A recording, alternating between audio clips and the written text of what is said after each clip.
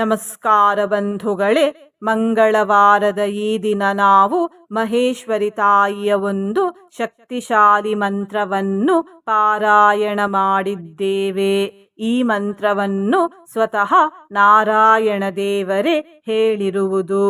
ಈ ಮಂತ್ರವನ್ನು ಶ್ರದ್ಧಾಭಕ್ತಿಯಿಂದ ಪೂರ್ತಿ 108 ಬಾರಿ ಪಾರಾಯಣ ಅಥವಾ ಶ್ರವಣ ಮಾಡಿದರೆ ನಕಾರಾತ್ಮಕ ಶಕ್ತಿ ಮತ್ತು ಆಪತ್ತಿನಿಂದ ರಕ್ಷಣೆ ಸಿಗುತ್ತದೆ.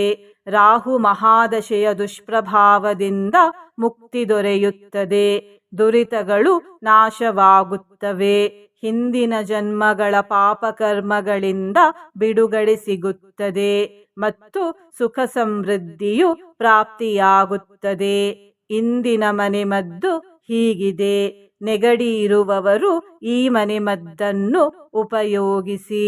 4 ಪಾರಿಜಾತದ ಎಲೆ, 4 ತುಳಸಿ ಎಲೆ, 1 ಸಣ್ಣ ತುಂಡು ಹಸಿ ಶುಂಠಿಯನ್ನು ತೆಗೆದುಕೊಂಡು ಅವುಗಳನ್ನು ಚೆನ್ನಾಗಿ ತೊಳೆದು ಜಜ್ಜಿಕೊಳ್ಳಿ. ನಂತರ ಈ ಪೇಸ್ಟನ್ನು 1 ಲೋಟ ನೀರಿಗೆ ಹಾಕಿ ಚೆನ್ನಾಗಿ ಬಿಸಿ ಮಾಡಿ ಕಷಾಯವನ್ನು ತಯಾರಿಸಿಕೊಳ್ಳಿ. ಆಮೇಲೆ ಈ ಕಷಾಯವನ್ನು ದಿನಕ್ಕೆ 3 ಬಾರಿ 5 ದಿನಗಳ ಕಾಲ ಸೇವಿಸಿ. ಬಂಧುಗಳೇ, ನೀವು ಚಾನಲಿಗೆ ಹೊಸದಾಗಿ ಬಂದಿದ್ದರೆ ಚಾನಲನ್ನು ಸಬ್ಸ್ಕ್ರೈಬ್ ಮಾಡಿ, ಹತ್ತಿರ ಇರುವ ಬೆಲ್ ಬಟನ್ ಪ್ರೆಸ್ ಮಾಡಿ, ಆಲ್ ಅನ್ನುವ ಆಪ್ಷನ್ ಅನ್ನು ಸೆಲೆಕ್ಟ್ ಮಾಡಿ.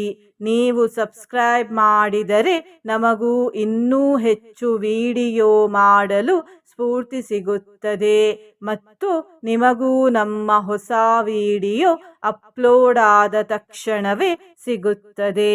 ಮಂತ್ರಶ್ರವಣ ಮಾಡುವಾಗ ಜೈ ಮಹೇಶ್ವರಿ ಮಾತೆ ಎಂದು ಕಮೆಂಟ್ ಮಾಡಿ ಬಂಧುಗಳೇ. ಮಂತ್ರಪಾರಾಯಣವನ್ನು ಶುರು ಮಾಡೋಣ. ಭೂತ ಪ್ರೇತ ಪಿಶಾಚೇಭ್ಯೋ ರೋಗಾರಾತಿ ಮುಖ್ಯೈರಪಿ ನಾಗೇಭ್ಯಃ ವಿಷಯಂತ್ರೇಭ್ಯಃ ಅಭಿಚಾರೈರ್ಮಹೇಶ್ವರಿ. ಭೂತ ಪ್ರೇತ ಪಿಶಾಚೇಭ್ಯೋ ರೋಗಾರಾತಿ ಮುಖ್ಯೈರಪಿ ನಾಗೇಭ್ಯಃ ವಿಷಯಂತ್ರೇಭ್ಯಃ ಅಭಿಚಾರೈರ್ಮಹೇಶ್ವರಿ. ಭೂತ ಪ್ರೇತ ಪಿಶಾಚೇಭ್ಯೋ ರೋಗಾರಾತಿ ಮುಖ್ಯೈರಪಿ ನಾಗೇಭ್ಯಃ ವಿಷಯಂತ್ರೇಭ್ಯಃ ಅಭಿಚಾರೈರ್ಮಹೇಶ್ವರಿ.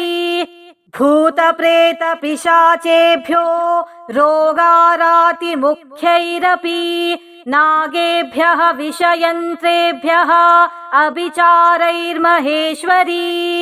ಭೂತ ಪ್ರೇತ ಪಿಶಾಚೇಭ್ಯೋ ರೋಗಾರಾತಿ ಮುಖ್ಯೈರಪಿ ನಾಗೇಭ್ಯಃ ವಿಷಯಂತ್ರೇಭ್ಯಃ ಅಭಿಚಾರೈರ್ಮಹೇಶ್ವರಿ.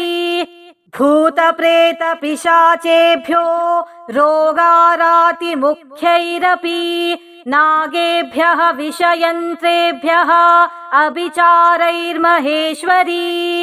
ಭೂತ ಪ್ರೇತ ಪಿಶಾಚೇಭ್ಯೋ ರೋಗಾರಾತಿ ಮುಖ್ಯೈರಪಿ ನಾಗೇಭ್ಯಃ ವಿಷಯಂತ್ರೇಭ್ಯಃ ಅಭಿಚಾರೈರ್ಮಹೇಶ್ವರಿ. ಭೂತ ಪ್ರೇತ ಪಿಶಾಚೇಭ್ಯೋ ರೋಗಾರಾತಿ ಮುಖ್ಯೈರಪಿ ನಾಗೇಭ್ಯಃ ವಿಷಯಂತ್ರೇಭ್ಯಃ ಅಭಿಚಾರೈರ್ಮಹೇಶ್ವರಿ. ಭೂತ ಪ್ರೇತ ಪಿಶಾಚೇಭ್ಯೋ ರೋಗಾರಾತಿ ಮುಖ್ಯೈರಪಿ ನಾಗೇಭ್ಯಃ ವಿಷಯಂತ್ರೇಭ್ಯಃ ಅಭಿಚಾರೈರ್ಮಹೇಶ್ವರಿ. ಭೂತ ಪ್ರೇತ ಪಿಶಾಚೇಭ್ಯೋ ರೋಗಾರಾತಿ ಮುಖ್ಯೈರಪಿ ನಾಗೇಭ್ಯಃ ವಿಷಯಂತ್ರೇಭ್ಯಃ ಅಭಿಚಾರೈರ್ಮಹೇಶ್ವರಿ. ಭೂತ ಪ್ರೇತ ಪಿಶಾಚೇಭ್ಯೋ ರೋಗಾರಾತಿ ಮುಖ್ಯೈರಪಿ ನಾಗೇಭ್ಯಃ ವಿಷಯಂತ್ರೇಭ್ಯಃ ಅಭಿಚಾರೈರ್ಮಹೇಶ್ವರಿ.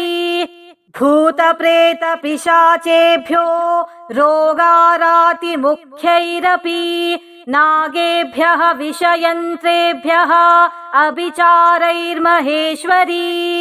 ಭೂತ ಪ್ರೇತ ಪಿಶಾಚೇಭ್ಯೋ ರೋಗಾರಾತಿ ಮುಖ್ಯೈರಪಿ नागेभ्यः विषयन्त्रेभ्यः अभिचारैर्महेश्वरी भूतप्रेतपिशाचेभ्यो रोगारातिमुख्यैरपि नागेभ्यः विषयन्त्रेभ्यः अभिचारैर्महेश्वरी भूतप्रेतपिशाचेभ्यो रोगारातिमुख्यैरपि नागेभ्यः विषयन्त्रेभ्यः अभिचारैर्महेश्वरी भूतप्रेतपिशाचेभ्यो रोगारातिमुख्यैरपि नागेभ्यः विषयन्त्रेभ्यः अभिचारैर्महेश्वरी भूतप्रेतपिशाचेभ्यो रोगारातिमुख्यैरपि नागेभ्यः विषयन्त्रेभ्यः अभिचारैर्महेश्वरी भूतप्रेतपिशाचेभ्यो रोगारातिमुख्यैरपि नागेभ्यः विषयन्त्रेभ्यः अभिचारैर्महेश्वरी भूतप्रेतपिशाचेभ्यो रोगारातिमुख्यैरपि नागेभ्यः विषयन्त्रेभ्यः अभिचारैर्महेश्वरी भूतप्रेतपिशाचेभ्यो रोगारातिमुख्यैरपि नागेभ्यः विषयन्त्रेभ्यः अभिचारैर्महेश्वरी भूतप्रेतपिशाचेभ्यो रोगारातिमुख्यैरपि नागेभ्यः विषयन्त्रेभ्यः अभिचारैर्महेश्वरी भूतप्रेतपिशाचेभ्यो रोगारातिमुख्यैरपि नागेभ्यः विषयन्त्रेभ्यः अभिचारैर्महेश्वरी भूतप्रेतपिशाचेभ्यो रोगारातिमुख्यैरपि नागेभ्यः विषयन्त्रेभ्यः अभिचारैर्महेश्वरी भूतप्रेतपिशाचेभ्यो रोगारातिमुख्यैरपि नागेभ्यः विषयन्त्रेभ्यः अभिचारैर्महेश्वरी भूतप्रेतपिशाचेभ्यो रोगारातिमुख्यैरपि नागेभ्यः विषयन्त्रेभ्यः अभिचारैर्महेश्वरी भूतप्रेतपिशाचेभ्यो रोगारातिमुख्यैरपि नागेभ्यः विषयन्त्रेभ्यः अभिचारैर्महेश्वरी भूतप्रेतपिशाचेभ्यो रोगारातिमुख्यैरपि नागेभ्यः विषयन्त्रेभ्यः अभिचारैर्महेश्वरी भूतप्रेतपिशाचेभ्यो रोगारातिमुख्यैरपि नागेभ्यः विषयन्त्रेभ्यः अभिचारैर्महेश्वरी भूतप्रेतपिशाचेभ्यो रोगारातिमुख्यैरपि नागेभ्यः विषयन्त्रेभ्यः अभिचारैर्महेश्वरी भूतप्रेतपिशाचेभ्यो रोगारातिमुख्यैरपि नागेभ्यः विषयन्त्रेभ्यः अभिचारैर्महेश्वरी भूतप्रेतपिशाचेभ्यो रोगारातिमुख्यैरपि नागेभ्यः विषयन्त्रेभ्यः अभिचारैर्महेश्वरी भूतप्रेतपिशाचेभ्यो रोगारातिमुख्यैरपि नागेभ्यः विषयन्त्रेभ्यः अभिचारैर्महेश्वरी भूतप्रेतपिशाचेभ्यो रोगारातिमुख्यैरपि नागेभ्यः विषयन्त्रेभ्यः अभिचारैर्महेश्वरी भूतप्रेतपिशाचेभ्यो रोगारातिमुख्यैरपि नागेभ्यः विषयन्त्रेभ्यः अभिचारैर्महेश्वरी भूतप्रेतपिशाचेभ्यो रोगारातिमुख्यैरपि नागेभ्यः विषयन्त्रेभ्यः अभिचारैर्महेश्वरी भूतप्रेतपिशाचेभ्यो रोगारातिमुख्यैरपि नागेभ्यः विषयन्त्रेभ्यः अभिचारैर्महेश्वरी भूतप्रेतपिशाचेभ्यो रोगारातिमुख्यैरपि नागेभ्यः विषयन्त्रेभ्यः अभिचारैर्महेश्वरी भूतप्रेतपिशाचेभ्यो रोगारातिमुख्यैरपि नागेभ्यः विषयन्त्रेभ्यः अभिचारैर्महेश्वरी भूतप्रेतपिशाचेभ्यो रोगारातिमुख्यैरपि नागेभ्यः विषयन्त्रेभ्यः अभिचारैर्महेश्वरी भूतप्रेतपिशाचेभ्यो रोगारातिमुख्यैरपि नागेभ्यः विषयन्त्रेभ्यः अभिचारैर्महेश्वरी भूतप्रेतपिशाचेभ्यो रोगारातिमुख्यैरपि नागेभ्यः विषयन्त्रेभ्यः अभिचारैर्महेश्वरी भूतप्रेतपिशाचेभ्यो रोगारातिमुख्यैरपि नागेभ्यः विषयन्त्रेभ्यः अभिचारैर्महेश्वरी भूतप्रेतपिशाचेभ्यो रोगारातिमुख्यैरपि नागेभ्यः विषयन्त्रेभ्यः अभिचारैर्महेश्वरी भूतप्रेतपिशाचेभ्यो रोगारातिमुख्यैरपि नागेभ्यः विषयन्त्रेभ्यः अभिचारैर्महेश्वरी भूतप्रेतपिशाचेभ्यो रोगारातिमुख्यैरपि नागेभ्यः विषयन्त्रेभ्यः अभिचारैर्महेश्वरी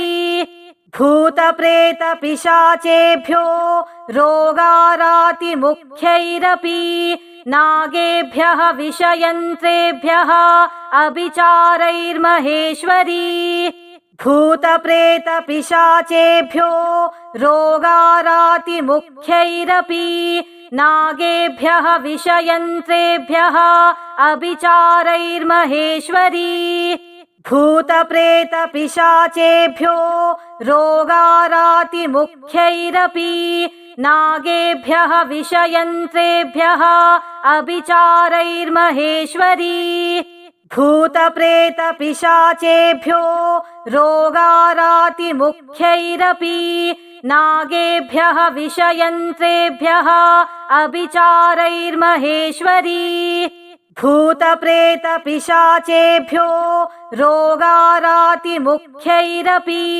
नागेभ्यः विषयन्त्रेभ्यः अभिचारैर्महेश्वरी भूतप्रेतपिशाचेभ्यो रोगारातिमुख्यैरपि नागेभ्यः विषयन्त्रेभ्यः अभिचारैर्महेश्वरी भूतप्रेतपिशाचेभ्यो रोगारातिमुख्यैरपि नागेभ्यः विषयन्त्रेभ्यः अभिचारैर्महेश्वरी भूतप्रेतपिशाचेभ्यो रोगारातिमुख्यैरपि नागेभ्यः विषयन्त्रेभ्यः अभिचारैर्महेश्वरी भूतप्रेतपिशाचेभ्यो रोगारातिमुख्यैरपि नागेभ्यः विषयन्त्रेभ्यः अभिचारैर्महेश्वरी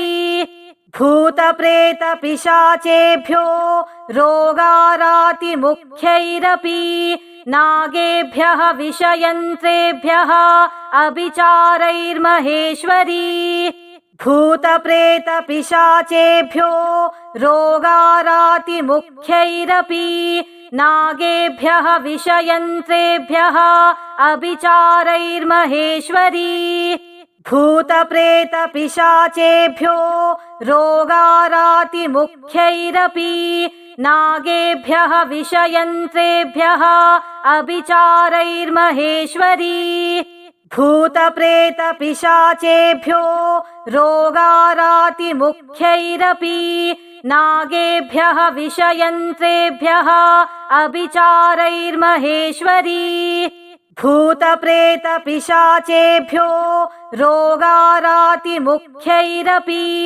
नागेभ्यः विषयन्त्रेभ्यः अभिचारैर्महेश्वरी भूतप्रेतपिशाचेभ्यो रोगारातिमुख्यैरपि नागेभ्यः विषयन्त्रेभ्यः अभिचारैर्महेश्वरी भूतप्रेतपिशाचेभ्यो रोगारातिमुख्यैरपि नागेभ्यः विषयन्त्रेभ्यः अभिचारैर्महेश्वरी भूतप्रेतपिशाचेभ्यो रोगारातिमुख्यैरपि नागेभ्यः विषयन्त्रेभ्यः अभिचारैर्महेश्वरी भूतप्रेतपिशाचेभ्यो रोगारातिमुख्यैरपि नागेभ्यः विषयन्त्रेभ्यः अभिचारैर्महेश्वरी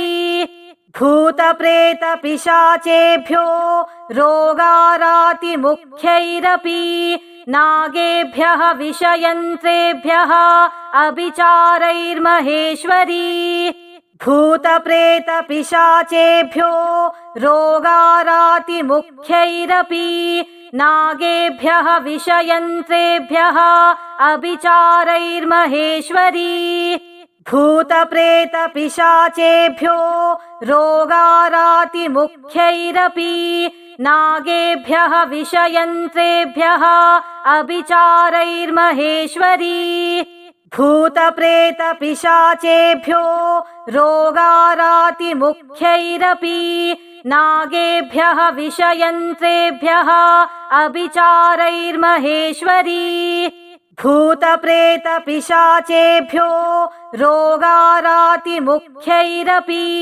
नागेभ्यः विषयन्त्रेभ्यः अभिचारैर्महेश्वरी भूतप्रेतपिशाचेभ्यो रोगारातिमुख्यैरपि नागेभ्यः विषयन्त्रेभ्यः अभिचारैर्महेश्वरी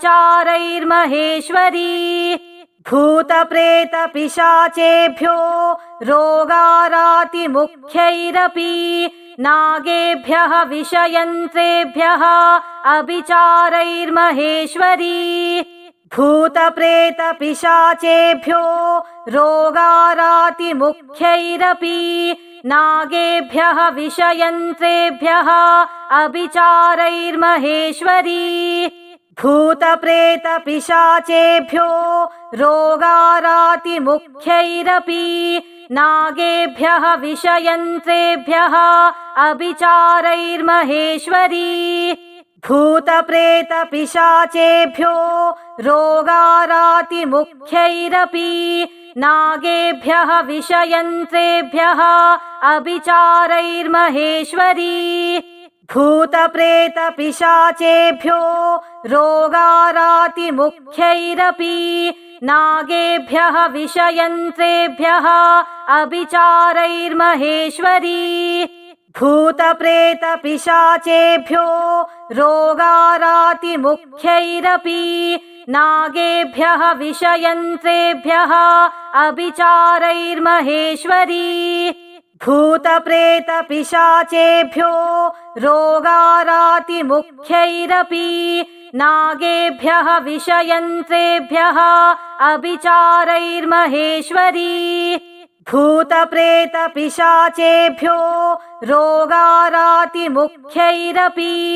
नागेभ्यः विषयन्त्रेभ्यः अभिचारैर्महेश्वरी भूतप्रेतपिशाचेभ्यो रोगारातिमुख्यैरपि नागेभ्यः विषयन्त्रेभ्यः अभिचारैर्महेश्वरी भूतप्रेतपिशाचेभ्यो रोगारातिमुख्यैरपि नागेभ्यः विषयन्त्रेभ्यः अभिचारैर्महेश्वरी भूतप्रेतपिशाचेभ्यो रोगारातिमुख्यैरपि नागेभ्यः विषयन्त्रेभ्यः अभिचारैर्महेश्वरी भूतप्रेतपिशाचेभ्यो रोगारातिमुख्यैरपि नागेभ्यः विषयन्त्रेभ्यः अभिचारैर्महेश्वरी